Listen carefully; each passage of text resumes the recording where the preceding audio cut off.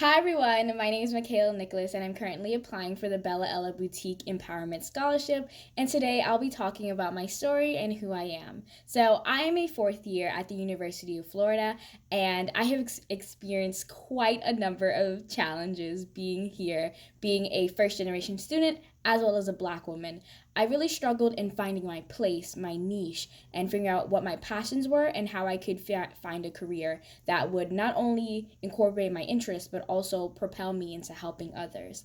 So, coming from Fort Lauderdale and moving into Gainesville, that was quite a change for me because I was used to seeing people who looked like me, feeling represented by my community. But moving to Gainesville, where it's predominantly white and my university does not really have a large black population, I felt like I was unworthy. I felt like I did not belong in my local community. And so I kind of excluded myself, and that really affected my self-confidence. And so when I tried to find a niche, I wasn't really clicking with the people that I met.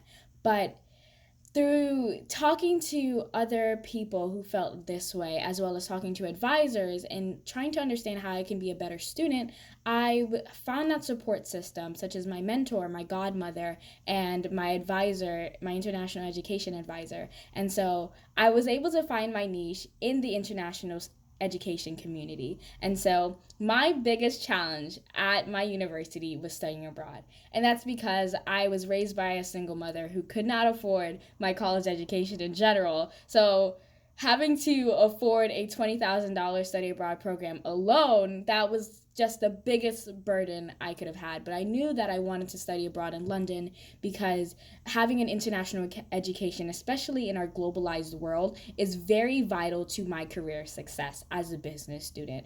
And so I was able to do it because I persevered.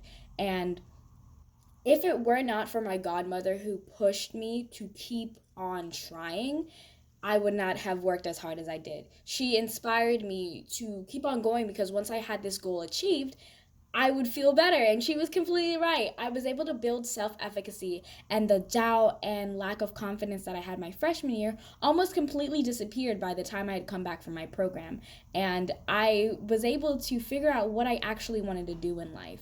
And I had come into my university knowing that I wanted to work in business, I wanted to work with people. So I initially thought I wanted to do industrial and organizational psychology, which is basically human resources, but it has that psychology aspect to it.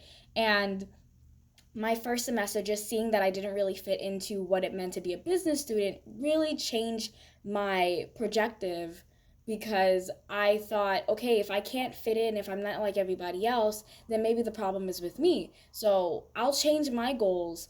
And thought I wanted to be a florist. So I spent the next year and a half in a horticultural science minor. I was taking classes on growing plants, and that's not even really what I wanted to do.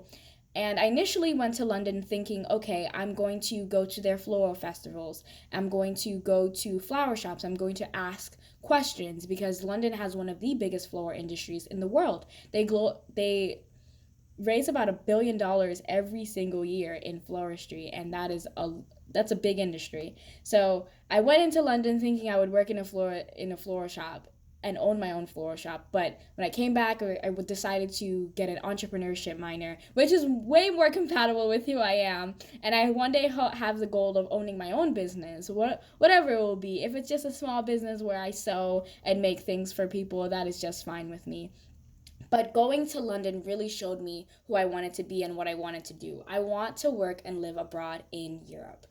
I hopefully in Germany, but I believe that I have learned so much about myself, and I want to help others grow the same way that I did, through introspection and through just listening and learning from my previous struggles. And I feel empowered now knowing that the goals that I've set for myself are completely and utterly tangible and achievable. So thank you, Bella Ella, for working so hard at your mission, because I feel like students like me, women like me, have a resource that we can look to feel even more empowered. So that is just a little bit about my story. Thank you so much for the scholarship and this opportunity, and I am just grateful for this. So bye!